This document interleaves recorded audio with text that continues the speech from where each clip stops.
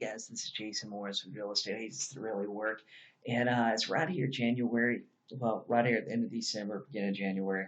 I'm going to tell you a strategy I use to fill up my future pipeline. And this is a good time of year to get started. Um, okay, so January is going to come, and there's going to be a lot of people that are going to get tax checks and all kind of stuff like that. Okay, I like to call for rent by owners. Okay, the rental market in my area is, man, it's on fire. I mean, I've never seen stuff renting for what it's renting for today, and it's amazing. Like I don't know how some people, I really don't know how people here, with regular jobs sometimes afford the rent, but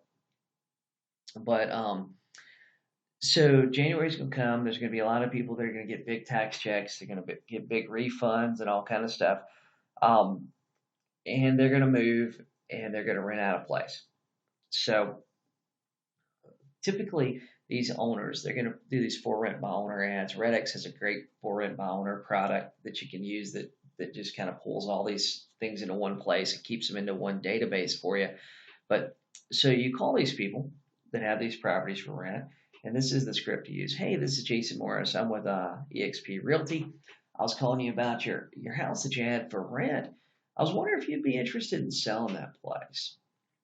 Let them talk. Some of them say, no, I'm just renting it out. Some of them have had so many calls on it already that it's impossible. You're just not going to sell it before they rent it because, I mean, stuff's renting in a day here. So, and a lot of the countries like that. But what you do is you build a little bit of rapport with the person. You say, hey, well, I'd like to send you some stuff over about me and my company and what we do to sell houses. Just, if down the road you decide you want to, if you want to sell the place, then at least you know somebody and you know a little bit about us. I say, oh, that's great. Then I usually ask them, if you sold it, you were thinking about selling it, what kind of price you want? Sometimes they'll give you a price. But anyway, you write all the information down in your database or CRM or notebook, however you're keeping up with these things. Okay, and then what you want to do is once a month, you want to follow up with this person. You want to take and pull up the neighborhood that their property's in. You want to see if anything new's been listed, anything new's been sold, whatever it is. You want to send them a quick email. Some months you might want to give them a call, but I try to do a combination. Sometimes I'll email, sometimes I'll call. First few months it's probably best to call to build a little rapport because after they get your pre-appointment package, you talk to them a couple times. You guys are going to kind of get to know each other a little bit. Okay, so what you're waiting on is you're waiting on two things. Number one, you're really waiting on the place to get empty. It's going to get empty one of two ways. Either the tenant's lease is going to expire and they're not going to want to renew it and they're going to want to move, or he's going to start having problems with the tenants. And I believe that's going to be a big thing this year because rental rates in a lot of areas, mine included, are going up a lot faster than the local incomes are. So once the tax return and all that stuff is gone, if they get their tax return beginning of February, March, April, May, tax return's gone, and they're going to start having a little trouble paying rent. And I feel like oftentimes, at least in my area, is pretty transient on a long enough timeline. I feel like everybody has a problem with their tenant. It seems like, and what you're waiting on is that seller to have problems with that tenant. You may follow up for 6 months. You may follow up for 18 months. But all the people that you get, these for rent by owner people, you're just filling your pipeline, you're building your database, and pretty soon, you do this for a month or two, you're gonna have 100, 150 people in there, and you're gonna have a solid database to keep following up with and calling every month. And this is your farm.